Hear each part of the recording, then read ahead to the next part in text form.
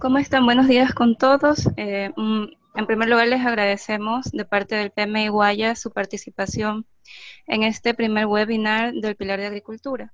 Antes de comenzar con la charla del ingeniero Proaño, voy a darles una breve introducción de qué se trata, ¿no? O sea, de qué es el PMI Guayas y qué es el PMI Global de manera general. Entonces, el PMI es un instituto a nivel internacional creado por Estados Unidos en el 2011, donde asocia a varios profesionales relacionados a la gestión de proyectos. Alrededor del mundo existen aproximadamente 500.000 miembros en casi 100 países. ¿Qué es el PMI? ¿Cuáles son sus beneficios? El PMI, que es un instituto de directores de proyectos, tiene varios beneficios cuando uno ingresa a su membresía, ¿no? Pasa a formar parte de este PMI global, que entre ellos están las buenas prácticas de la gestión de proyectos a través de este libro que se llama el PMBOK o la guía del PMBOK. Tienen acceso a certificaciones internacionales donde de cierta manera les avala la experiencia en dirección de proyectos, como es el PMP y el KPM. También esto de ahí les permite mejorar la calidad de su currículum vitae, ¿verdad? Y poder tener mejores ingresos. También tienen acceso a webinars gratuitos a nivel internacional en diferentes idiomas y acceso con diferentes profesionales a nivel del mundo. Bueno, ¿quiénes somos, no? Somos un grupo de profesionales comprometidos en promover y difundir la dirección de proyectos en la provincia del Guayas. Este PMI, a pesar de encontrarse en Estados Unidos, existen regionales tanto en el norte como en el sur. Nosotros que estamos en el cono sur, en los países de Latinoamérica, tenemos un regional que de cierta manera nos lleva a una dirección, ¿no? Para poder crear estos capítulos en cada uno de los países o provincias que quisieran hacerlo. En Ecuador existe uno que es el capítulo Ecuador, pero como vimos la necesidad también a nivel de costa, a nivel de Guayas, por la gran cantidad de directores de proyectos que hay también acá, conformar lo que es el PMI Guayas. Para hacerles rápidamente una breve historia de lo que es el PMI Guayas, inició como una comunidad PM Guayas a partir del 2015 y hoy por hoy en la actualidad, como nos han ido midiendo con diferentes indicadores y viendo el mantenimiento obviamente de la comunidad, se pudo lograr y se pudo transformar a lo que es PMI Guayas Ecuador, capítulo Ecuador. Este PMI Guayas está conformado por un directorio y por pilares. Dentro de esos pilares, ustedes podrán encontrar pilares de congreso, de miembros, de nueva generación, eventos sociales. Entre ellos está también el pilar de agricultura. Este pilar de agricultura fue creado en este año, inicios de este año, viendo la necesidad de, digamos, unir todos los profesionales vinculados a la agricultura para que vayan conociendo un poco más a fondo de lo que son las buenas prácticas de la dirección de proyectos. Entonces, ¿cuál es el alcance que tenemos como pilar de la agricultura? Concientizar en la comunidad de la provincia del Guayas sobre una agricultura con una visión integral. O sea, ya no verlo como solo una parte, sino verlo como un todo. Ese es el fin de este pilar. Los voluntarios que estamos actualmente, y me presento, Natalia Ortega Pérez, estoy de líder en este año del pilar. Como co-líder está Carmen Cárdenas y Giselle Núñez, que también está de voluntaria. Igual el tema del liderazgo, coliderazgo, voluntariado va rotando, o sea, dependiendo de las personas que estén interesadas en cada pilar, ¿no? En adentrarse en cada pilar. Bueno, conmigo en lo que respecta a lo de PMI capítulo Ecuador Guayas y lo que es pilar de agricultura, hasta ahí llegamos. Si ustedes tienen alguna consulta, lo podemos hacer al final de la presentación. Lo que vamos a hacer ahorita es darle paso al ingeniero Jaime Proaño.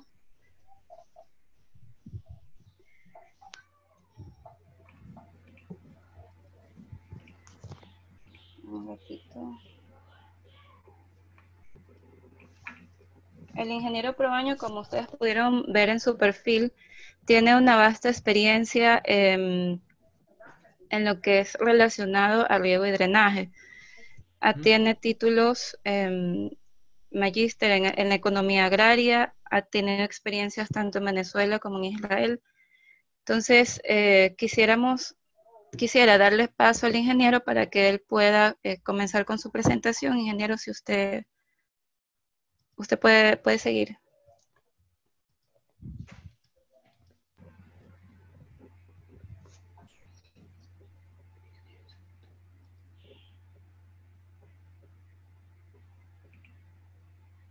Ok, buenos días con todos. Una grata experiencia por esta invitación a hablar un poco de recursos hídricos en este confinamiento voluntario que estamos casi todos.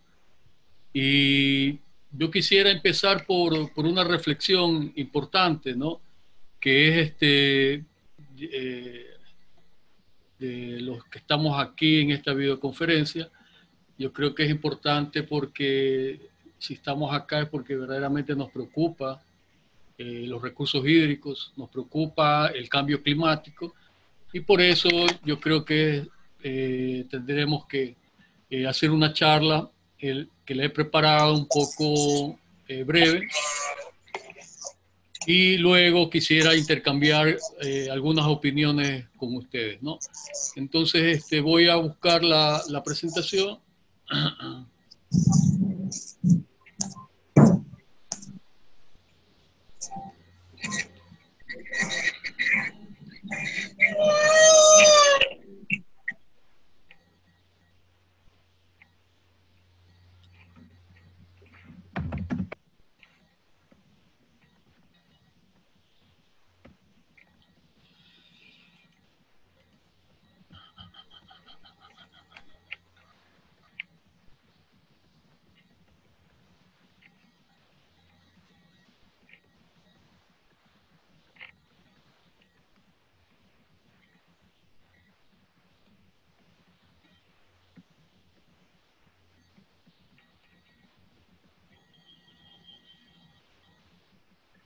Ok, entonces por chat me confirman si está el sonido adecuado.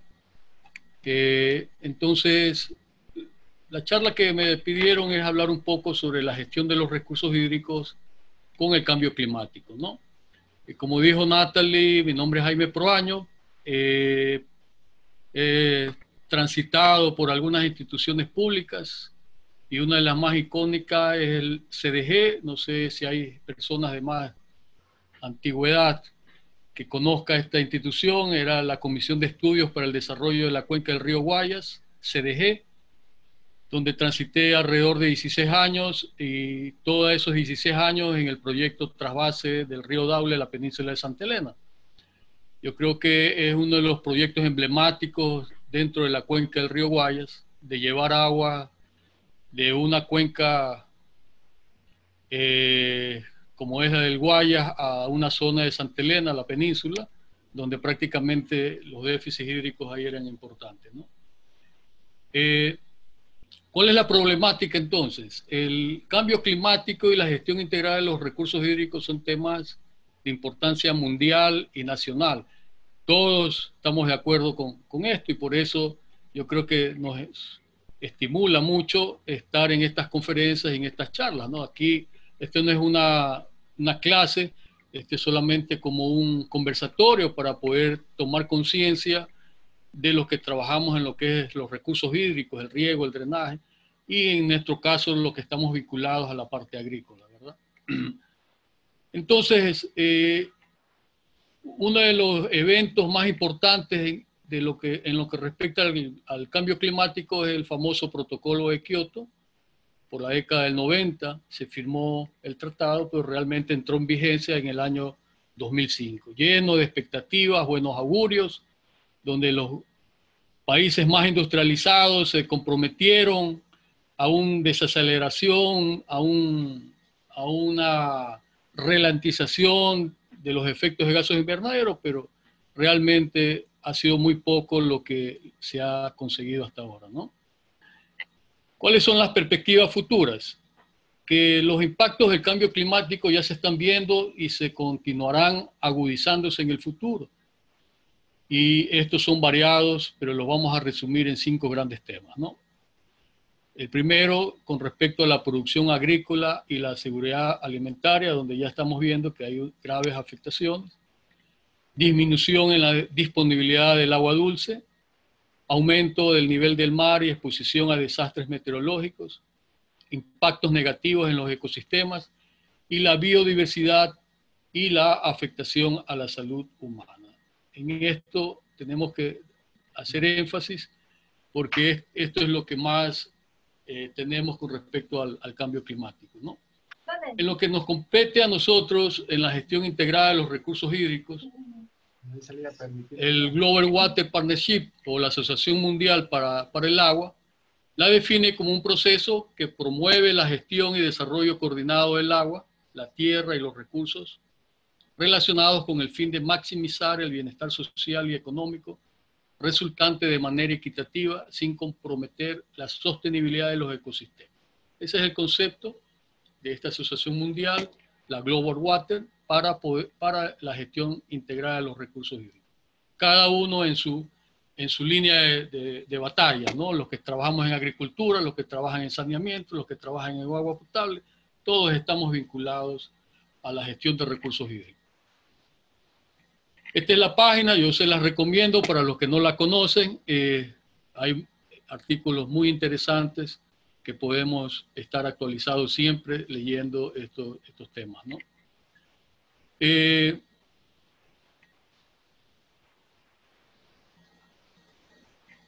Con lo que respecta al cambio climático,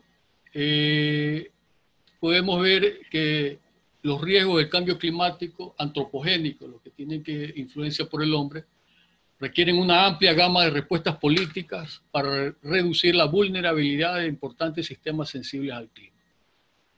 Es decir, nosotros, la raza humana, el ser humano es el que tiene las llaves en sus manos para poder desacelerar o aumentar este efecto del cambio climático. Y para eso tenemos la mitigación y la adaptación como 2 estrategias básicas de respuestas al cambio climático. Con respecto a la mitigación, se refiere a la limitación del cambio climático global a través de la reducción de los gases de efecto invernadero. Y eso era lo que procura el protocolo de Kioto, ¿verdad? La reducción de los efectos de gases de invernadero. Y la adaptación se dirige a la moderación de sus efectos adversos a través de un amplio rango de acciones que son específicas para el sistema. Por lo tanto, con esta premisa de lo que es la gestión de los recursos hídricos, con los conceptos que da la Global Water, con lo que es el cambio climático, les recomiendo algo importante durante todo este confinamiento que estamos. Vean este video que se llama Home Project, ¿verdad? De Jean Arthur Bertrand. Los que no lo han visto, véanlo, y los que ya lo vieron, volvámoslos a ver. Yo creo que es importante para cada uno de nosotros que estamos inmersos en la parte de los recursos hídricos, ¿verdad? Entonces, la gestión integrada del recurso hídrico, vamos a dar unos breves lineamientos. Es donde todos tenemos conciencia de que el agua es probablemente el recurso natural más valioso. La abundancia y calidad del recurso afecta a todos los organismos vivos que estamos acá. Y ya desde la década del 70, del siglo pasado, ya se comenzaron a ver problemas pensando que eran localizados y no se tomaron acciones inmediatas para proteger el medio biofísico, la economía y la sociedad.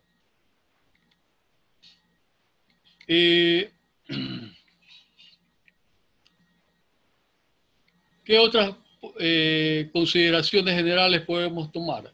Unas muy importantes, yo creo que los que estamos acá, no sé, muchos podrán estar en instituciones públicas, otros en instituciones privadas, pero lo que sí tenemos que tener en cuenta es que cada país debe formular y mantener bajo revisión una política general relacionada con el uso, manejo y conservación del agua como marco de referencia para planificación e implementación. Muchos países ya tienen un plan de trabajo para mitigar y adaptarse a los efectos del cambio climático.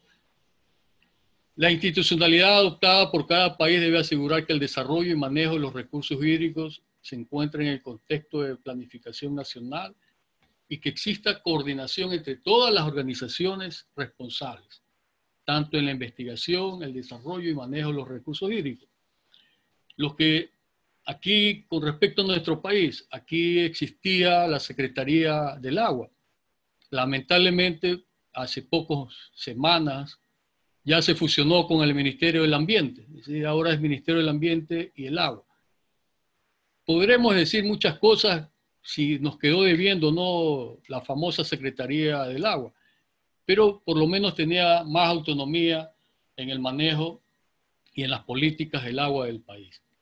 Yo creo que es importante tomarlo esto en cuenta porque tenemos que saber cuáles son las instituciones que regulan el recurso hídrico aquí en el Ecuador. Y una de esas era la Secretaría del Agua o la Secretaría Nacional del Agua, llamada SENAGUA, que ahora está integrada al Ministerio del Ambiente.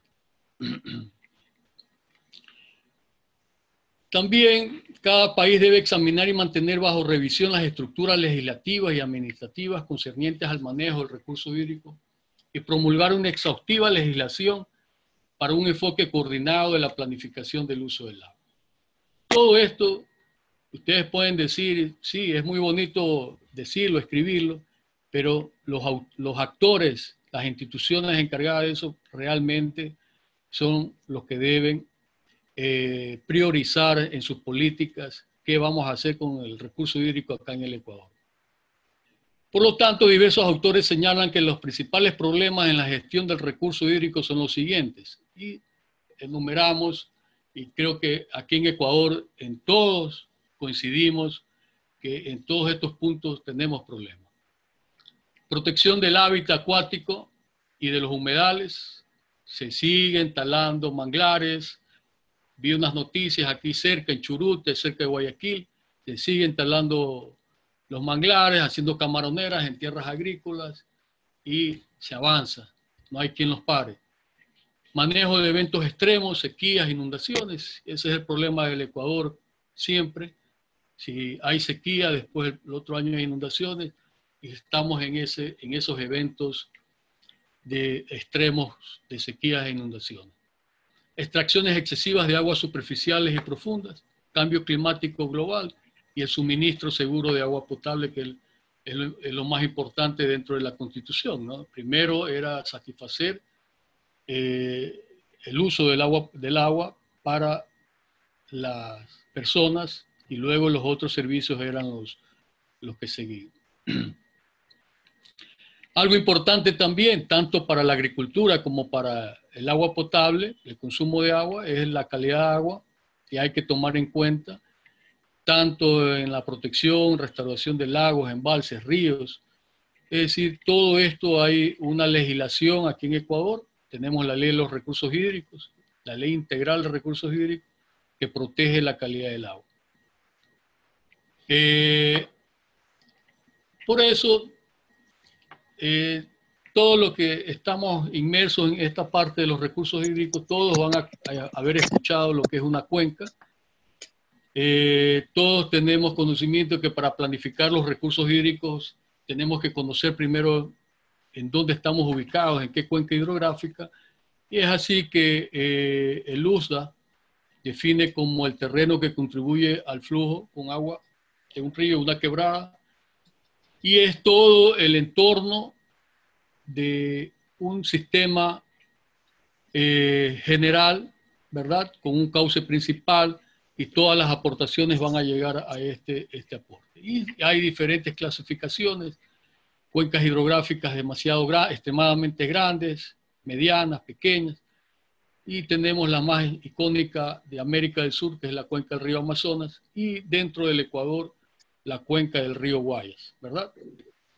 Para los que conocen, esta cuenca del río Guayas prácticamente abarca más de 37.000 kilómetros cuadrados, 9 provincias, 7 en su totalidad, y todas descargan aquí al frente de Guayaquil en el río Guayas.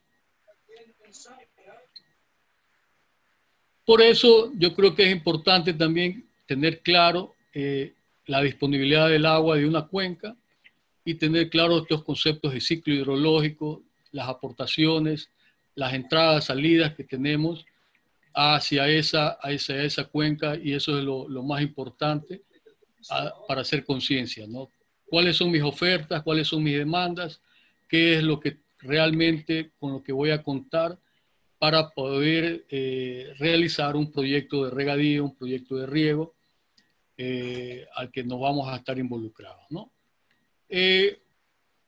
Por lo tanto, los usos principales que vamos a tener son para la agricultura, el agua potable, la industria, la minería, la vida silvestre, la parte turística, etcétera. Esas son las principales demandas que vamos a tener del agua aportada por una cuenca. Por eso decimos que debe haber un equilibrio entre la oferta y la demanda, ¿no? Cuando el agua es escasa se debe repartir en forma equitativa entre todos los usuarios, priorizando aquellos usos de mayor impacto a la sociedad, lo que dijimos hace un momento, el consumo de agua potable, ¿no? Por lo tanto, entonces, pongámonos enfocados cómo disminuimos el consumo de agua en el sector agrícola, ¿no? Podríamos decir que disminuyendo el área cultivada. Podemos decir que también puede aumentar la eficiencia del uso del agua mediante la utilización de sistemas de riego de alta eficiencia. También podemos favorecer con el cultivo de especies de alta rentabilidad, el equilibrio de superficies cultivadas con especies perennes y anuales que tengan un menor consumo, especies de frutales, etc. Cultivar en épocas del año de menor demanda hídrica, mantenimiento adecuado de la infraestructura de riego, establecer sistemas de programación de riego basadas en información climatológica en tiempo real. Esto podemos decir es muy fácil escribirlo. ¿Quién lo practica? ¿Cuál es el cultivo con mayor infraestructura de riego aquí en el Ecuador? ¿Cuál será? Todos lo conocen. El cultivo de mayor exportación, el banano. Pero ¿cuántos de los grupos, haciendas, fincas, pequeños, medianos y grandes bananeros realmente realizan una programación de riego basada en información climatológica en tiempo real? O aunque, ¿cuántos lo harán por lo menos de alguna u otra forma? Muy pocos, ¿verdad? En las ciudades, ¿cómo vamos a disminuir el consumo de agua en las ciudades? Y aquí les pongo algunos casos, ¿no? Uso de especies resistentes al estrés hídrico en las plazas, en parques, jardines, ¿no? Que sean de poco consumo, ¿no? El uso de agua reciclada también en parques, jardines, en parterres. Aquí no lo hemos visto mucho, en ciertas urbanizaciones privadas he visto que hay ya un cierto uso del agua reciclada para regar sus áreas verdes, dependiendo también en qué partes áreas verdes, ¿no? Porque muchos niños utilizan esas áreas verdes, ¿no? Uso de válvulas de bajo caudal en los servicios higiénicos y cambios de hábitos en el uso de agua. Yo le pediría al administrador que silencie todos los micrófonos de los que están participando porque hay mucha interferencia. Y ya al final los puede ir dándole las palabras, ¿no? Porque escucho mucha interferencia. Natalie, por favor, silencie todos los micrófonos para poder continuar porque escucho mucha interferencia. Entonces, pongamos estas conclusiones. Hemos hecho un repaso rápido en este conversatorio, lo que es la gestión de los recursos hídricos. Hemos visto con respecto qué es lo que es el cambio climático, los recursos hídricos, cómo los voy a enfrentar sabemos que es a través de una cuenca, sabemos que las demandas de agua tenemos que trabajarla, la agricultura, tenemos que trabajarlo las ciudades. Entonces, ¿qué conclusiones podemos llegar? Que los volúmenes de agua de una cuenca deben ser utilizados en forma racional para lograr satisfacer las demandas de todos los usuarios y reducir la degradación en calidad de la misma. Junto con el uso de la población, la agricultura, la industria, la minería, se deben considerar el volumen destinado a la protección de áreas silvestres y el entorno escénico. Cuando el agua disponible satisface las necesidades de todos los usuarios, no hay problema. Habrán cuencas que pueden satisfacer, y aquí en el Ecuador las tenemos, ¿no? Hay especialmente la gran cuenca del río Guayas, en zonas como la provincia de Los Ríos, ¿no? Pero asimismo habrán meses que vamos a ver donde hay estiaje, donde no va a ser posible esa satisfacción para todos los usuarios, ¿no? Esta condición no es la que se da con mayor frecuencia, lo normal es la escasez del recurso y el proceso para ajustar la demanda a la oferta. Verdaderamente puede resultar complejo, y por eso en este conversatorio les voy a presentar un trabajo que se hizo hace algún tiempo en Santa Elena, para que ustedes tengan más o menos una visión de cómo uno puede ir aterrizando con esta información climática y tomar políticas de manejo del recurso hídrico, ¿no? Los volúmenes de agua de una cuenca, cuando el agua disponible satisface las necesidades de todos los usuarios, dijimos, no va a haber problema. Por lo tanto, vamos a ver entonces, ahora sí, si este es un instituto de project manager que van a tener las herramientas para elaborar proyectos, ¿verdad? Vamos a hablar un poco de los proyectos de riego y el cambio climático. Y aquí es donde vamos a aterrizar en algunos temas puntuales. Hay mucha información. Aquí el tiempo de una videoconferencia, solamente quiero darle tips para concientizar en estos temas, y podemos, por cada uno de estos ítems, armar no solamente una videoconferencia, un curso, ya que en la actualidad existen muchas herramientas para esto, ¿no? Entonces vamos a ver un poco el cambio climático y las proyecciones de demanda de agua para los cultivos, las necesidades de riego en un escenario de cambio climático y algunas estrategias para optimizar el uso del agua. Entonces, el cambio climático y las proyecciones de la demanda de agua para los cultivos. Tenemos que las características climáticas que condicionan la evapotranspiración son la radiación solar, la temperatura, humedad relativa, el viento, las más importantes, y la evapotranspiración de referencia, llamada ETO, engloba los parámetros antes indicados y da una muy buena idea del poder de evapotranspiración de la atmósfera en diferentes lugares. Es decir, en base a datos climáticos, yo puedo predecir o determinar la pérdida de agua potencial de una zona, de una localidad dada, ¿no? Lo que se llama la ETO, ¿no? Evapotranspiración de referencia. Son pocos los trabajos publicados sobre las tendencias observadas de la evapotranspiración, tanto real como potencial, ya que es un fenómeno muy complejo. Nosotros en la SPOL, en la universidad que trabajo en la actualidad, lamentablemente antes de este evento, de esta pandemia, ya íbamos a concretar con un trabajo de medición de la evapotranspiración a través de los famosos lisímetros. Está ahí en stand-by, esperemos concretarlo en este año, ¿no?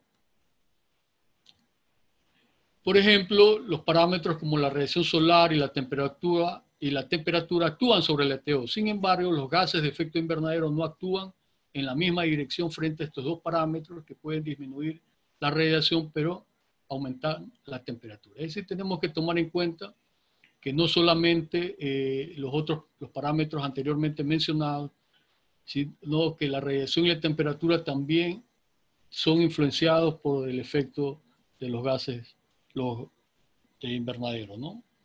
Por otra parte, la temperatura afecta a los vientos, que a su vez afectan la ETO. Sin embargo, se espera que las demandas de agua vayan aumentando, ¿no? Entonces, ¿cuáles son los principales puntos de aumento del ETO por el efecto de cambio climático? Estos pueden estar concentrados en ciertas épocas del año, durante las cuales los impactos podrían ser más acentuados. Por ejemplo, la ETO va a aumentar más en los meses de verano, en la época seca, cuando las precipitaciones son escasas. Los efectos sobre el riego serían más importantes que si los incrementos de ETO ocurriesen en los países que tienen otoño o en invierno, cuando las precipitaciones son más abundantes y por lo tanto la necesidad de riego va a ser menor, por supuesto, como en el caso de acá del Ecuador, en la costa. Tenemos 4 meses intensos, concentrados de lluvia, y el resto 8 meses de sequía. Por lo tanto, en las próximas décadas se podrá esperar el alza en las demandas evapotranspirativas, presionando al alza de los requerimientos de riego, particularmente en frutales y cultivos permanentes. En el caso de los cultivos anuales, esto no es tan seguro, considerando que las fechas de siembra se pueden desplazar. Si tengo aportaciones suficientes en el invierno, puedo desplazarlas más hacia la época de lluvia. Aquí prácticamente el maíz en el Ecuador, en la costa, casi el 80% del maíz se hace en épocas de lluvia, ¿no? Lo que llamamos invierno. Y así neutralizamos las altas demandas de agua que se pueden dar, ¿no? Entonces, estos son todos los que están acá presentes en este chat, en esta videoconferencia.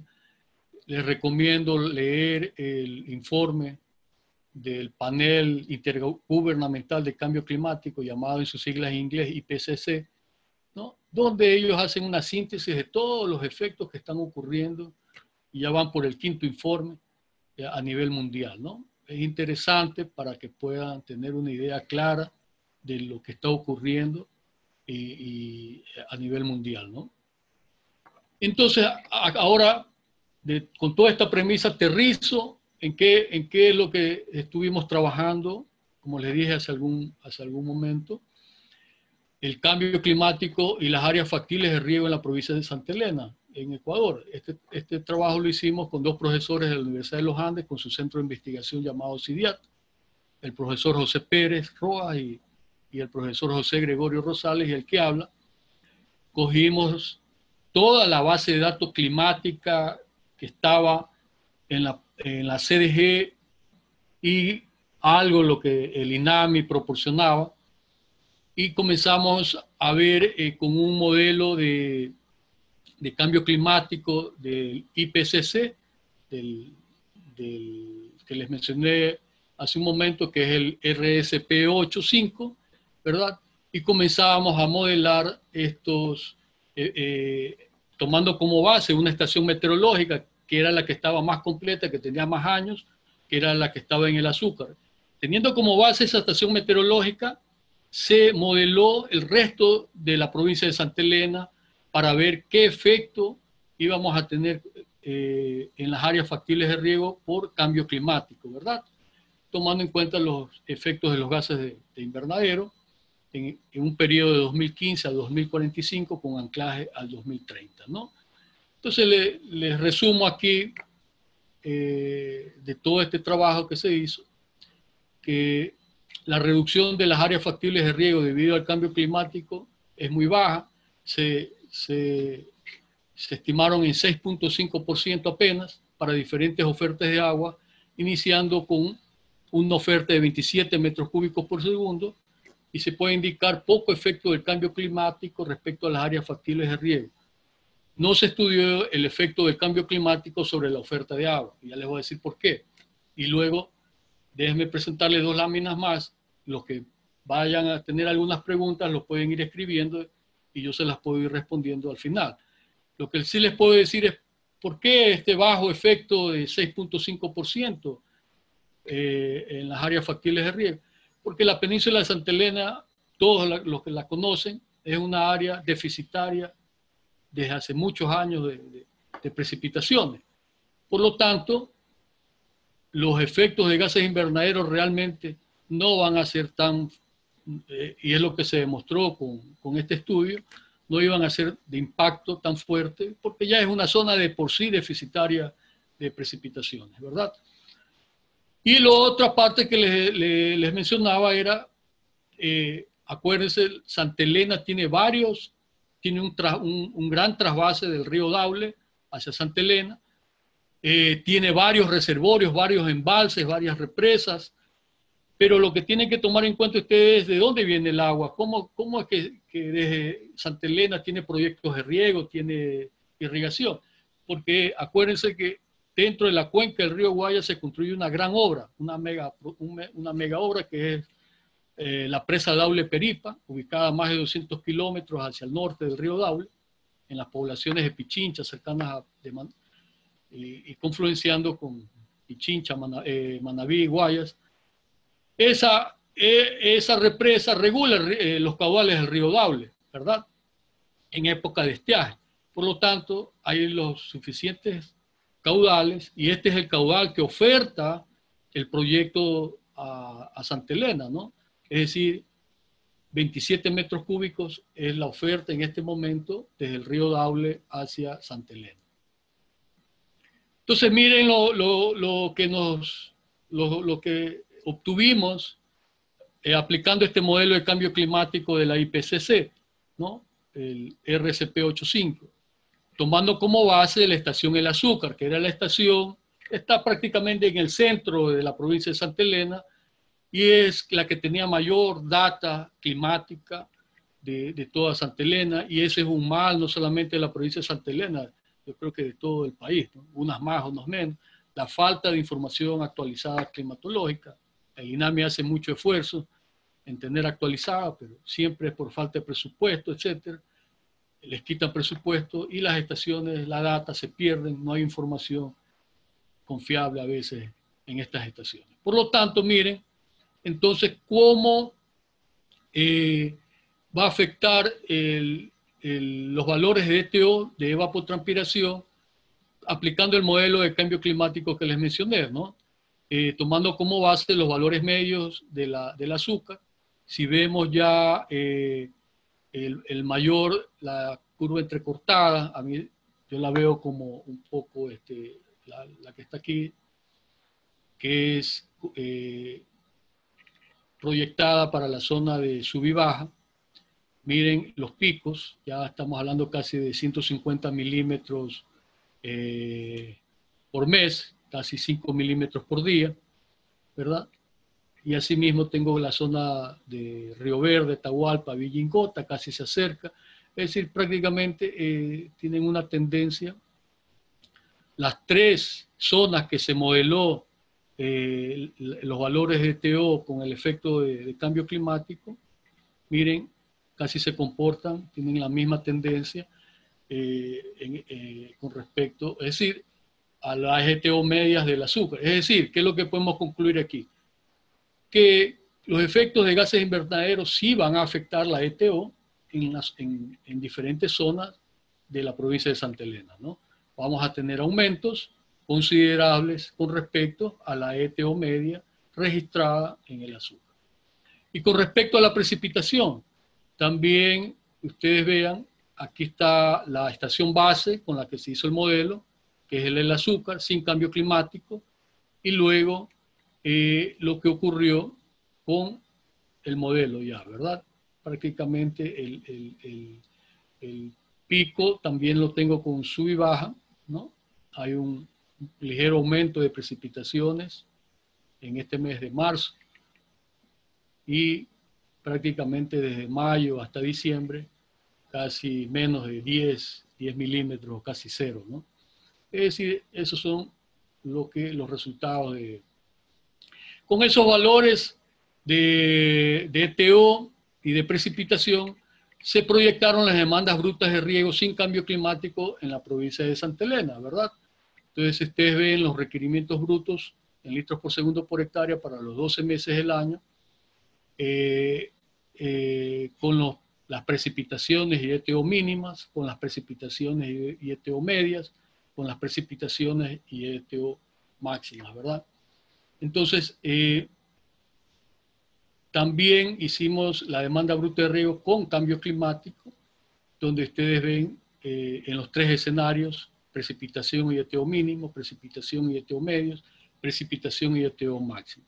Entonces, en resumen, tomamos una estación base de la provincia de Santa Elena, el azúcar, se corrió el modelo de cambio climático RCP 85 de la IPCC, se arrojaron valores de ETO con cambio climático para diferentes zonas de Santa Elena, y luego con esos datos corrimos las demandas brutas de riego con cambio climático.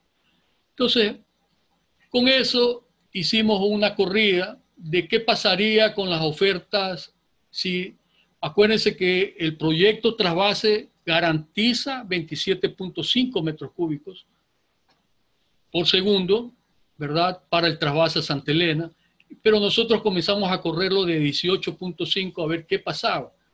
Pero miren las áreas factibles sin riego, áreas factibles sin cambio climático y áreas factibles de riego con cambio climático, ¿no? La diferencia en hectáreas y la diferencia en porcentaje, que es lo que les presenté al inicio, ¿no?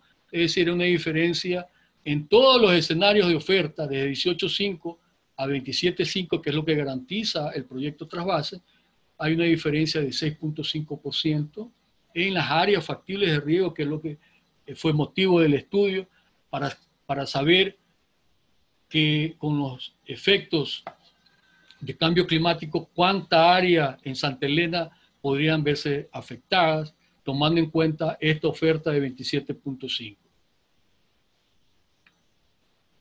Entonces, con estos datos que obtuvimos, ¿cuáles eran las medidas de adaptación al cambio climático en Santa Elena? De acuerdo a los resultados, la principal medida de adaptación al cambio climático en la zona es el mantenimiento del riego en la área. Es decir, toda la infraestructura, los que conocen Santa Elena y trabajan en esa zona, ven que está dada por embalses, canales, estaciones de bombeo.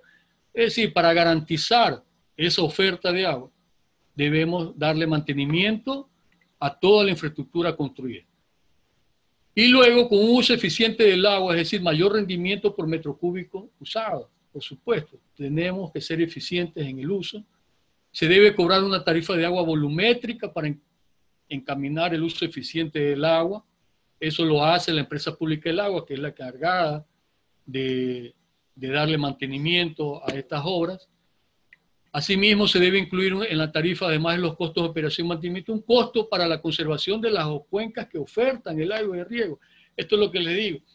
La cuenca del río Guayas, ¿de dónde viene el agua? De los deshielos del Chimborazo, de la parte alta. Entonces, proponemos también que nosotros somos los que tenemos que poderlo subsidiar para conservar esas cuencas que ofertan, ¿no?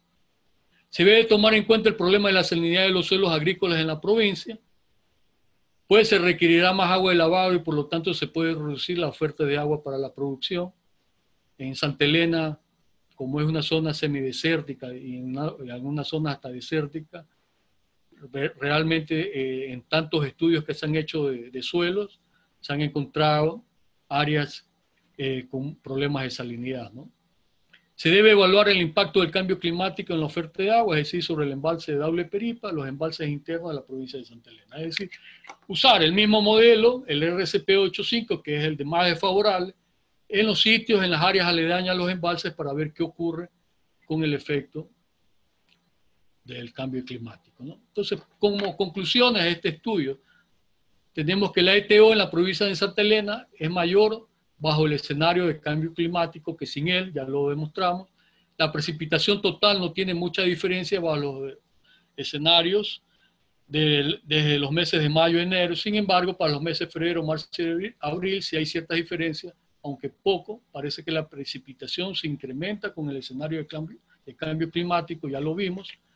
Los módulos de riego más exigentes bajo ambos escenarios prácticamente son los mismos. La diferencia en reducción de las áreas factibles de riego para ambos escenarios es insignificante.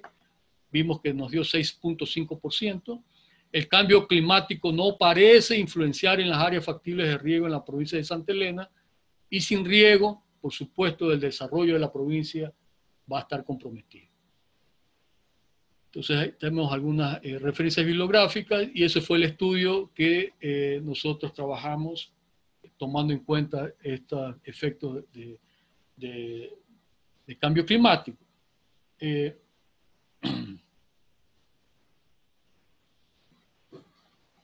Para concluir, entonces, ¿Cuáles serían las necesidades de riego en un escenario de cambio climático, verdad? Entonces, las necesidades de riego de una zona geográfica quedan definidas por la siguiente ecuación. Las necesidades de riego netas van a ser iguales a la evapotranspiración o demanda de agua en los cultivos menos las precipitaciones efectivas, ¿verdad? Las variaciones de las precipitaciones de la ETO van a determinar la magnitud de las necesidades de riego y el periodo del año donde se requiere. Por supuesto, para determinar las demandas brutas de riego, debemos hacer un balance hídrico tomando una estación meteorológica, utilizando un software de avanzada como es el CROWAT, y tenemos que, en base a toda esta información, a los cultivos que se van a determinar, llegar a cuáles serían los requerimientos o cuál sería su módulo de riego para determinado cultivo, y así llegaríamos a un cálculo de dotación de agua para toda una área. En este caso, este es un ejemplo que se realizó para 250 hectáreas para una comuna en Santa Elena, ¿verdad?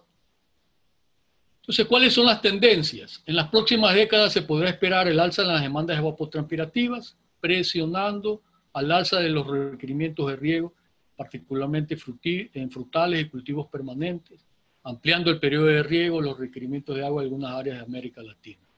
En el caso de cultivos anuales, esto no es tan seguro, considerando que las fechas de siembra las podemos desplazar más a la época de lluvia o invierno, neutralizando así las altas demandas de agua que pueden darse, ¿no?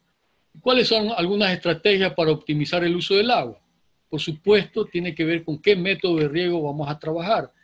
Y así tenemos diferentes métodos de riego: goteo, aspersión, microaspersión, pivot, etcétera, que ustedes van a darse cuenta, y que los que tienen más experiencia se pueden dar cuenta, que cada uno tiene una eficiencia determinada, como vemos aquí en los diferentes sistemas de riego. Miren nomás los riegos por gravedad, ¿no? Sus eficiencias siempre menores al 60, 50%, los de aspersión, microaspersión, goteo, siempre valores de eficiencia más altos. Y ustedes conocen los riegos por surco, riego por inundación, pivot, aspersión, goteo. Entonces, cada uno va a decidir realmente qué estrategia, qué método de riego, en qué, de acuerdo al cultivo, a la zona donde nos encontremos, podemos mejorar esa eficiencia del recurso hídrico, ¿verdad? Este es un documento que se llama Irrigation Insights 5, que es la eficiencia del uso del agua. Hay muy buena información sobre estudios que se han hecho sobre eficiencia de riego. Esta es la página. Pueden obtener muy buena información de trabajos. También ahora, en esta época que estamos aquí confinados, hay universidades como la Catholic University de Leuven, en Bélgica, la Universidad Católica de Lovaina. Hace poco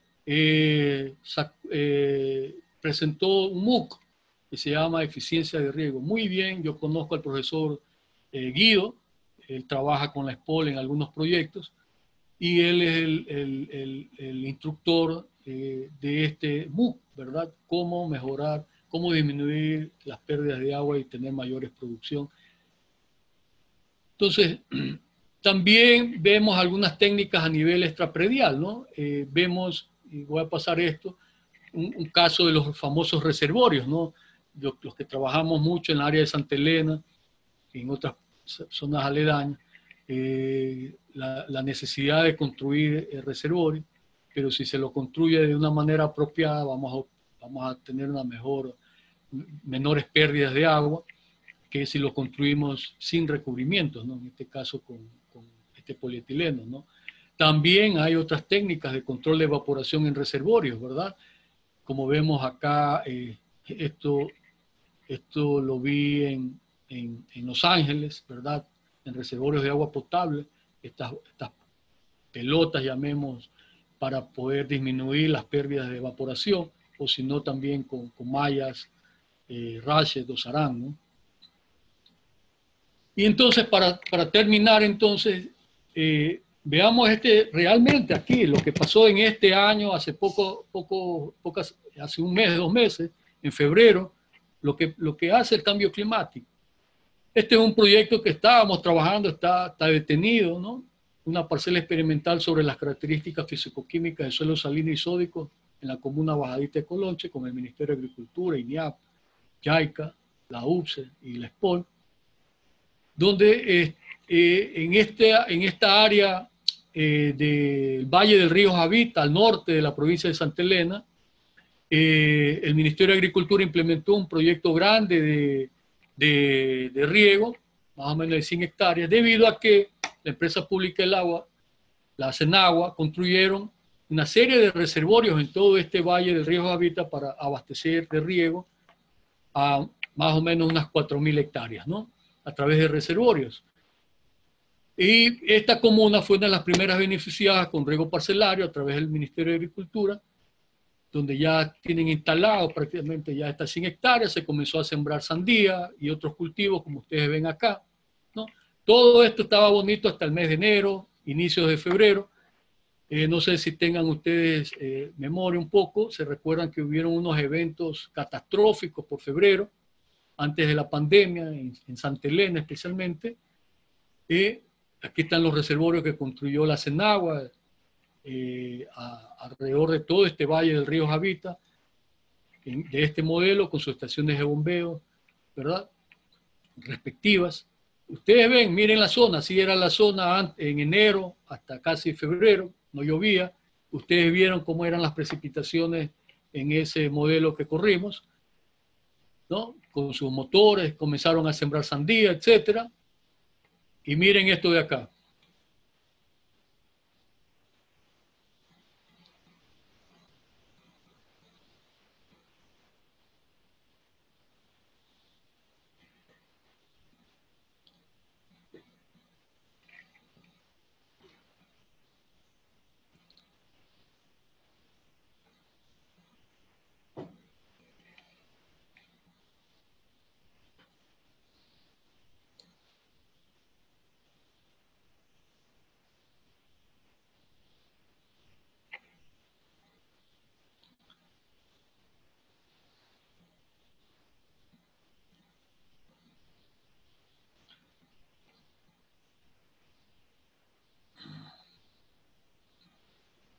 Ese es el río Javita, para los que conocen.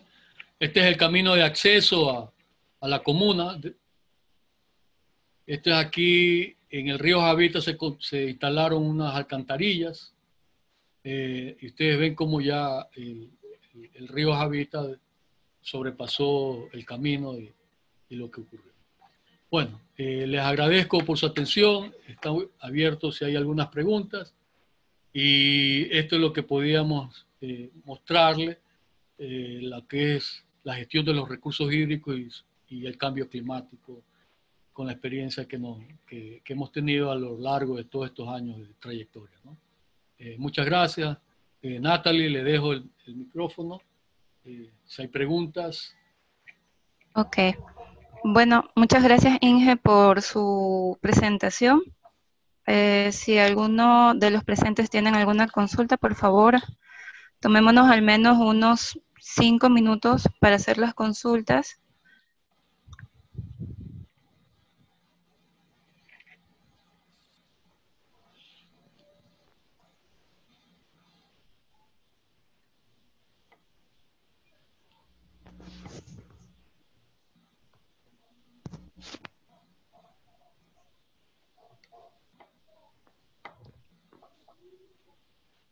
Bueno, nos dicen si se podría compartir la presentación, Inge, no tendría problema, ¿no? Sí, yo se las paso a PMI para los que se han registrado, no hay ningún problema, ¿no? Ok, por aquí veo en el chat unas preguntas, no sé si yo mismo las voy respondiendo o sí, tú no. dele, Inge, no hay problema. Ya. A ver, ya lo de la presentación, sí, no hay problema, se la voy a pasar al PMI. Acá hay una pregunta de Valeria Tuárez, dice, en el sector de Daule, Salitre y San Borondón, ¿cuál ha sido su experiencia en temas de riego? Bueno, estamos hablando de 3 cantones básicamente arroceros. La mayoría de los cultivos que estamos hablando ahí es arroz, especialmente Daule, San Borondón. Salitre hay un poco más de diversificación. yo creo que es importante en estos 3 cantones, no hay problemas de déficit de agua en la época de lluvia, ahí llueve más de 1.500 milímetros. Ahí el problema es de control de inundaciones, como vimos en la última parte del video de Santa Elena. Santa Elena dice, vimos hasta el pronóstico de lluvias con cambio climático, y vimos como 200 milímetros de lluvia, pero esos 200 milímetros cayeron en 2 lluvias que causaron esas inundaciones ahí en esa comuna, ¿no? Entonces, son problemas más a nivel macro, es decir, control de inundaciones, encauzamientos de cauces, de esteros, limpiezas de canales. Entonces hay que trabajar un poco más en toda esta parte de control de inundaciones, básicamente, ¿no? En Daule, Salitre y San Borondón, para garantizar que no hayan desbordamientos, no hayan eventos que arrasen con los cultivos. Pero eso se hace planificadamente, no se hace ya cuando estamos con un fenómeno del Niño o un invierno, ¿no? Acá hay otra pregunta, dice, ¿cuál fue el proceso de recolección de datos en un inicio? Emilio Rangel pregunta, los datos de la estación El Azúcar, hay una base de datos de la XDG, y te digo, teníamos datos apenas hasta el año 2006, de ahí esa estación meteorológica se cerró, no hay más datos, y te lo digo con toda sinceridad, no hay estaciones meteorológicas en este momento en Santa Elena que estén recolectando información climática, ¿no? Inge, hay otra pregunta de Carlos Robelo, que la saltó, si los KC también tendrían variación por el efecto de cambio climático. Muy buena pregunta, no, porque el KC es un efecto solamente para el cultivo, ¿no? Para el cultivo. Por eso vimos el modelo solamente predice el efecto de ETO y precipitaciones, ¿no? Y con la ETO y las precipitaciones calculamos las demandas brutas de riego. No hay efecto en el cultivo. Con respecto a la predicción, ¿no? Aquí hay otra pregunta de Martín Obando, dice, ¿cuál es el plan para reactivar el agro en la península? ¿Con qué recursos hídricos?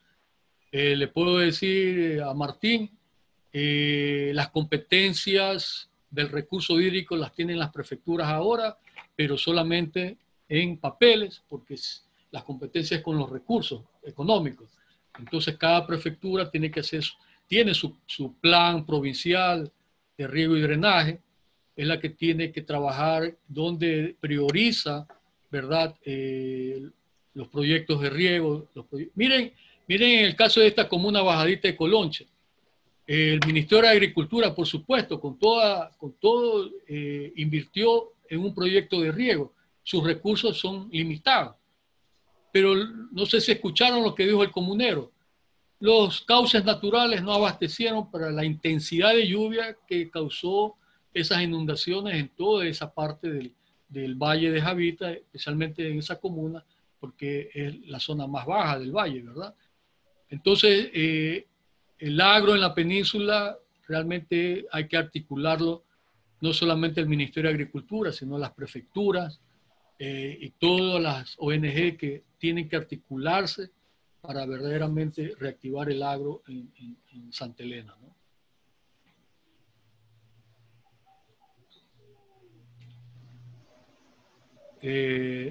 Aquí hay otra pregunta de Carmen Cárdenas, dice, para realizar una buena gestión en la dirección de proyectos, ¿cuáles serían los aspectos más relevantes que se debe considerar?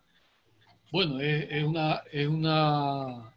una pregunta muy amplia, pero vimos al inicio de la presentación en la gestión de los recursos hídricos los principales aspectos que teníamos que considerar, y uno de ellos es priorizar, ¿no? Priorizar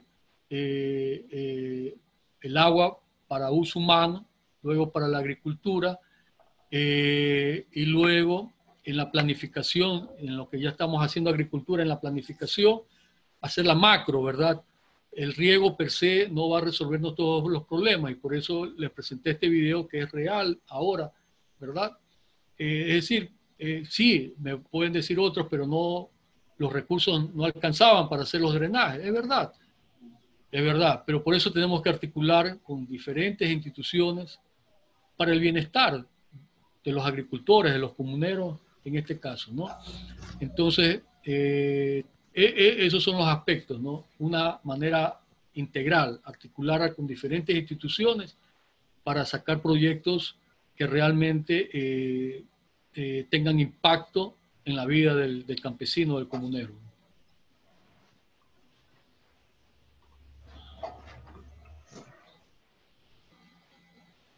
Aquí hay otra, no sé si es comentario, pregunta. Miguel Loaiza dice: es importante manifestar la importancia de la disponibilidad de información climática en Ecuador. La inexistencia de estaciones meteorológicas provoca que se usen datos climáticos a nivel mundial, que es tan recomendable es esto en estudios de este tipo de recursos hídricos.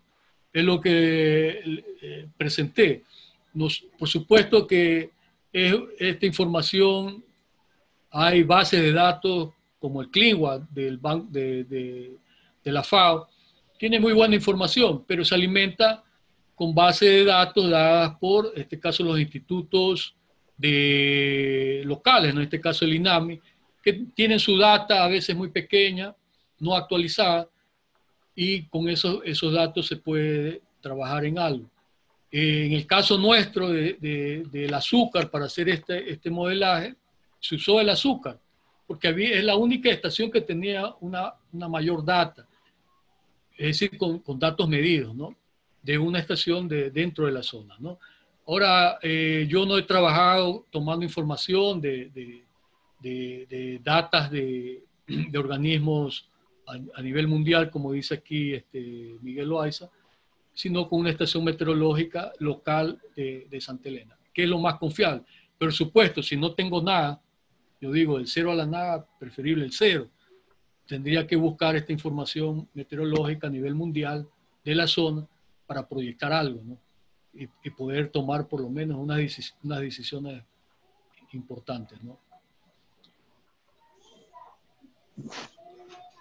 Aquí hay otra pregunta, dice: ¿podría compartir el nombre del programa para el cálculo del balance hídrico? El modelo de RCP 85 de la IPCC solamente te predice el efecto de la ETO y de la precipitación. Con esos valores de ETO y precipitación, desarrollamos con el programa CROWAT de la FAO las demandas de riego, ¿verdad? Entonces, el RCP 85 solamente te predice el efecto de los efectos de los gases de invernadero en la ETO y en la precipitación. Con esa información llegamos al CROWAT y calculamos las demandas brutas de riego con cambio climático.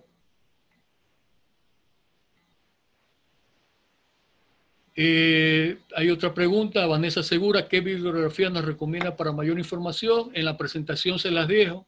Lean los informes de la IPCC, entren a la página de la Global Water Partnership, que es importante. Con eso tienes mucha información de lo que ocurre, el cambio climático y su efecto en los recursos hídricos, ¿no? Aquí hay otra pregunta de Fabián Suntaxi, dice: saludos, una pregunta. En su experiencia, ¿hizo un modelo de precipitación o modelo de inundación en caso que haya un evento climático fuera de lo común? Como verá, desde hace 5 y 10 años hay muchas variaciones. El modelo que les menciono de la IPCC, el RCP 85, solamente te simula con los datos de precipitación de una estación meteorológica, o sea, datos medibles, y los datos de ETO medibles de una estación meteorológica. Tienes que tener como base una estación meteorológica con datos medibles.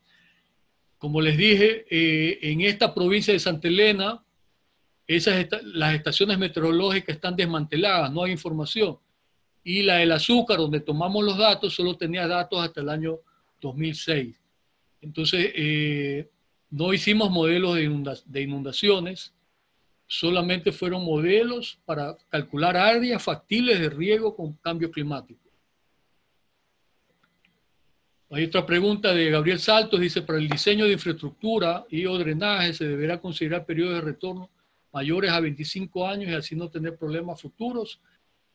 Mira, los libros dicen que para drenaje agrícola el periodo de retorno es de 10 años, pero te garantizo, trabájalo con 25 años, el costo de la hora puede subir un poquito, pero por experiencia te digo que a veces con 10 años nos quedamos muy cortos y te recomiendo trabajar con 25 años.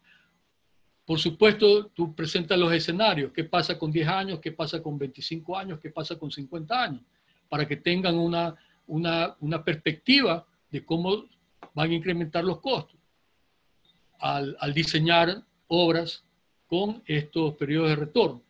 Pero es importante también la parte económica, ¿verdad?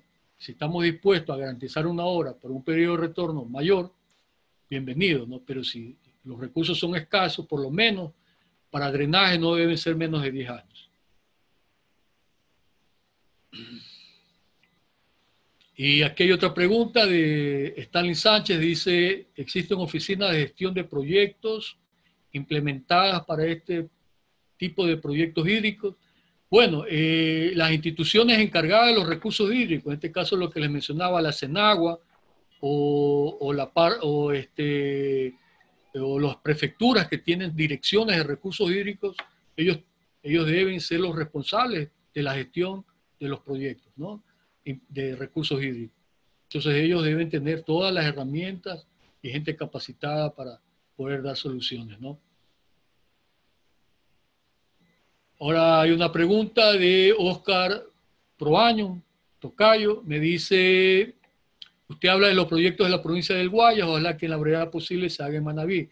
Como le respondí en la anterior pregunta, las prefecturas, las universidades, son la academia son las que tienen que estar articuladas para justamente trabajar en esto, ¿no?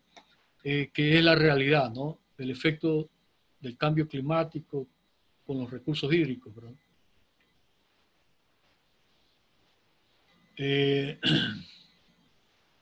Hay una pregunta en esta página, dice, en base a su experiencia, durante todo este tiempo de trabajo e investigación, ¿cuál es la mejor forma de enfrentarse a este fenómeno del cambio climático, ¿no?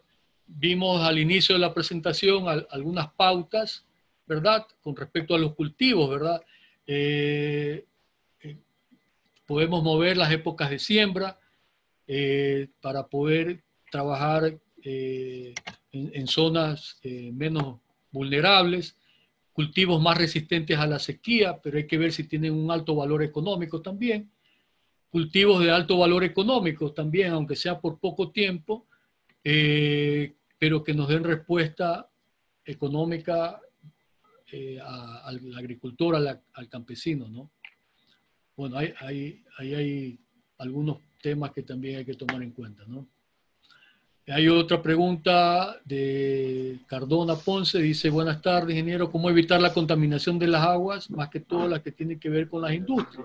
Bueno, ese es un problema ya bastante. Aquí la ley de los recursos hídricos tiene su reglamento donde sanciona a todas las industrias que contaminen los cauces principales, ¿verdad? Entonces hay que hacer cumplir la ley solamente, ¿no? Dice, no sé si esta es la última, Natalie, o todavía hay tiempo. Hay otra pregunta, dice, con este nuevo proyecto en Santa Elena se ha previsto aumentar la capacidad de llenado de la presa San Vicente, ya que creo que es la fuente de agua principal para el llenado de los reservorios construidos. Esto lo consulto ya que podría existir problemas a futuro con la disponibilidad de agua en los meses de estiaje. Sí, buena pregunta, Carlos Sanabria. Te digo que, como sabemos, los que conocemos Santa Elena, para llegar al valle del río Javita, donde vimos el problema, donde hicimos el trabajo, hay 3 bombeos, ¿no? El primer bombeo en el río Daule, el segundo bombeo en el embalse Chongón y el tercer bombeo en un embalse que se llama Leoncito. Es decir, estos 3 bombeos se llega al embalse de San Vicente para garantizar un nivel adecuado del embalse para que funcionen los reservorios, porque tiene que estar a una cota determinada para que por gravedad el agua llegue hasta el último reservorio. Es decir, eso es un trabajo de operación de la empresa pública del agua, que es la encargada de operar este sistema de reservorios. Hay otra pregunta de Mario Domínguez, dice, ¿considera usted que la universidad tiene la apertura para este tipo de investigaciones por parte de los diferentes niveles de gobierno? Bueno, al inicio no es fácil, Mario, ¿no? Siempre es difícil cuando la academia busca a las instituciones públicas de tomar información que nos proporcionen para poder, en este caso, como hicimos este trabajo con los profesores de la Universidad de los Andes en Venezuela, ellos fueron los expertos en correr el modelo. Acá nuestra parte fue hacer todo el cálculo de las demandas, de la parte de las ofertas de acá de Santa Elena, pero se les propuso el trabajo y, como te podría decir ahí, por amistades que existen todavía, nos dieron toda la base de datos existente, porque era para beneficio de ellos. A ellos les interesaba conocer si existía un efecto grande del cambio climático para las áreas factibles de riego en Santa Elena. Y se pusieron contentos cuando solo le dijimos que es el 6.5%, que realmente el efecto del cambio climático en las áreas factibles de Santa Elena no iba a ser catastrófico, ni iba a verse comprometido, ¿verdad? Entonces, es toda una estrategia de las academias, las universidades, buscar a las instituciones públicas para compartir esa información que ellos tienen para poder la academia hacer sus investigaciones con esa base de datos, ¿no?